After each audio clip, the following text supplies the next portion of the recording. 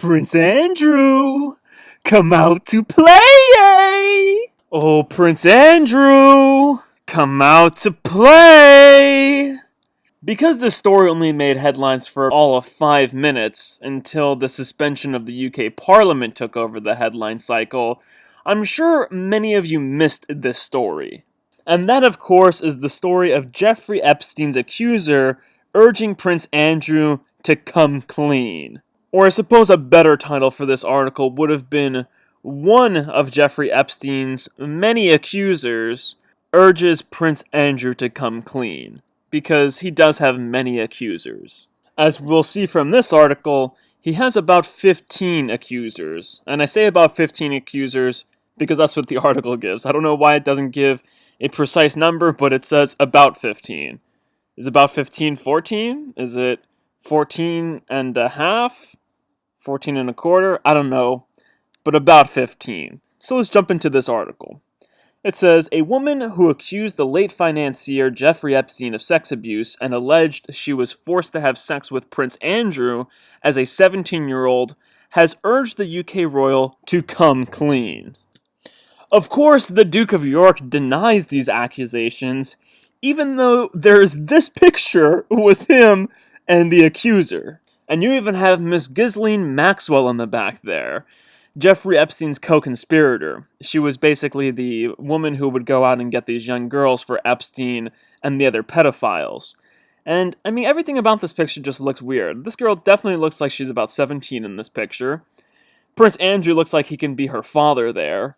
And honestly, we could blame this girl. We could say, you're 17 years old, you're hanging out with these older people, what do you think they want from you? You think that they just, apparently she was hired to be a masseuse. So we could say, she's a masseuse. But let's be honest, these people, they used their money and their power and their status to manipulate the minds of young, impressionable people. And it's pretty sick. Okay, it's inexcusable. We can't really blame this young girl for being lured to this location and then probably being pressured into having sex with him against her will. And of course, if it's Jeffrey Epstein's private island, as Dennis from It's Always Sunny in Philadelphia would say, they can't refuse because of the implication. But anyway, let's go back to the article. The Duke of York denies the accusations. The Duke of York is, of course, Prince Andrew. He denies the accusations, even though there's photographic evidence linking him to this woman when she was about 17 years old. I'm sure she was 17 years old in that picture, because I'm sure she wouldn't be all smiley and rosy-cheeked after the rape, right? Or after the forced sexual encounter. So I'll just assume that picture was from before that sexual encounter, which is she's 17 years old. So anyway, the article goes on to say Epstein killed himself in his prison cell this month while awaiting trial on sex trafficking and conspiracy charges. Of course, trying to drive that point home that he killed himself. And then the 66-year-old tycoon who once counted President Donald Trump, former President Bill Clinton, and Prince Andrew as friends was found unresponsive on 10th August. It should say August 10th, but the UK, everything they do is fucking backwards. See, now, what they should say, he wasn't found unresponsive. He was found with a broken fucking neck. Okay, that's how he was actually found. And that's precisely why, in the pictures of him being wheeled into the hospital, he's wearing a neck brace, because his fucking neck was broken like a pencil. And I'd also like to mention a little thing about Trump and Epstein.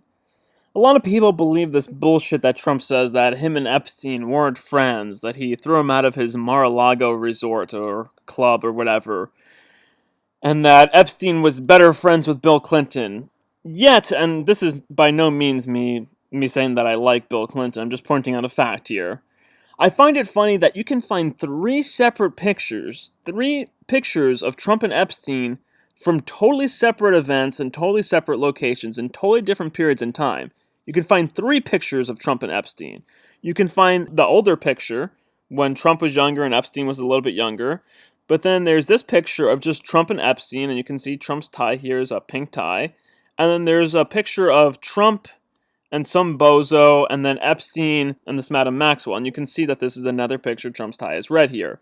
So I find it hilarious that people, the Trump supporters, the NPCs on the right, who are no different than the NPCs on the left, they actually buy this lie that Trump and Epstein had no connection. That Trump, he's an innocent angel in all of this. But I digress. Going back to the article, about 15 plaintiffs were given an opportunity to speak at the New York City court hearing that brings an end to the criminal case, which is now closed because of Epstein's death. The women spoke of their anger, saying Epstein had cheated justice by taking his own life. Oh, come on, yeah. Prosecutors said the investigation was ongoing and charges could still be brought against any co-conspirators. We know that's bullshit. So then it moves on. What did Miss Goffrey say? This is the one who accused Prince Andrew. So, Miss Goffrey, 35, has alleged she was forced on 3 occasions to have sex with Prince Andrew, which he denies. She has accused Epstein of keeping her as a sex slave. In court on Tuesday, she said, "My hopes were quickly dashed and my dreams were stolen." Miss Goffrey has said in a court deposition she was a 15-year-old working at Mr. Trump's Mar-a-Lago golf resort in Florida when she was approached by British socialite Ghislaine Maxwell to give massages to Epstein. See, there you go. There goes that Trump connection again. So this girl actually worked at Trump's Mar-a-Lago golf resort when Miss Ghislaine Maxwell approached her to give massages to Epstein. So, one asked for a comment on Prince Andrew during a news conference after the hearing. Miss Goffrey said, "He knows what he's done and he can attest to that. He knows exactly what he's done and I hope he comes clean about it." The prince has said, "It was a mistake and an error to see Epstein after his release from prison and that he never saw or suspected criminal behavior." Come on, dude. Of all things he's going to apologize for. It was a mistake and an error. What was? Being a pedophile? Oh no, it was a mistaken error to see Epstein after his release from prison the first time that he was in prison. Wow, that's a good one. And I mean, he had to know the guy real well. If you're going to see this guy after he gets out of prison on pedophile charges, after he beats the first round of pedophile charges, if you're going to go see him after that, I don't know what the fuck they were going to talk about. I mean, he must have had something really important to talk to Epstein about if he's going to see him in person, in public, after he just beat pedophile charges. So, and that he never saw or suspected any criminal behavior. Come on, bro. There's a picture of you and Miss Goffrey when she was younger. And by the way, when she was younger, her last name wasn't Goffrey. It was something else. I can't remember what it was. So, what did the other accusers say? Courtney Wild, who has alleged Epstein sexually abused her when she was 14, told the court on Tuesday, "I feel very angry and sad. Justice has never been served in this case." Miss Wild, who says she was recruited to be a masseuse for Epstein on his private plane, dubbed the Lolita Express, called him a coward who was able to manipulate our justice system. Jennifer Eros, who says Epstein raped her at his New York mansion when she was 15, told the court, "He robbed me of my dreams, of my chance to pursue a career I adored." I don't know how he did this. I mean, honestly, I hate to say this, but these girls have to stop allowing themselves to be victims. You know, you fall off a horse, get back on the horse. I mean, I don't know what it's like to be raped, but I mean, come on, man. Get back up and fucking continue on with your life. Don't allow yourself to be a victim. So, moving on. The fact I will never have a chance to face my predator in court eats away at me.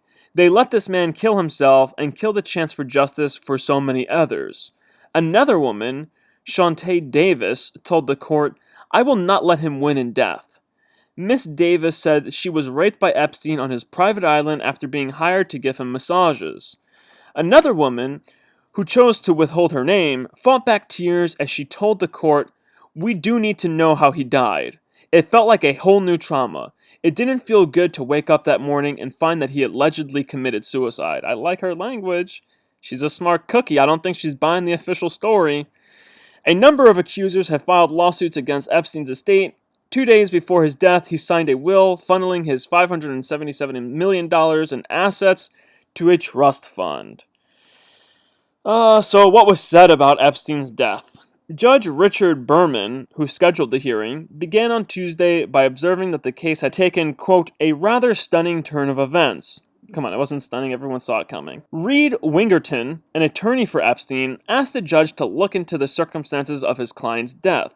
The financier died of suicide by hanging in the Metropolitan Correctional Center in Manhattan, according to a New York medical examiner. Mr. Wingerton said the defense was skeptical of the certitude of the medical examiner's conclusion that this was suicide, citing issues with video surveillance. Brad Edwards, a lawyer representing Epstein's accusers, told the court that the financier's untimely death was, quote, curious, unquote, and made it impossible for the alleged victims to find justice.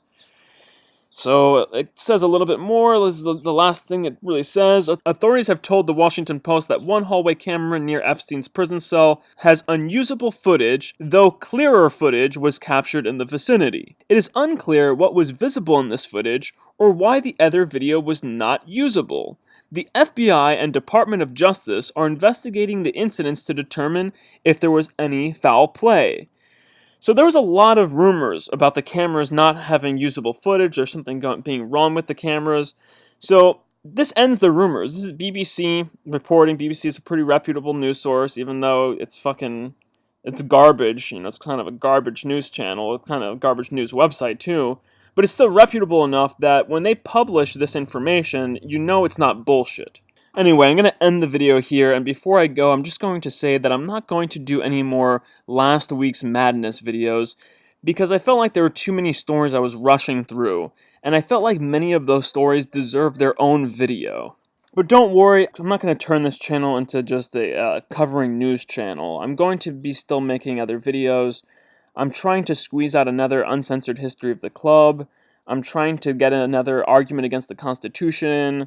I'm probably going to make another video on evolution, and I have a couple other videos I have lined up. I'm going to go over causes to inflation, reasons why big corporations love illegal immigration, and a couple of other little gems. But anyway, let me just shut up because actions talk and bullshit walks. I'll see you guys and girls in the next video.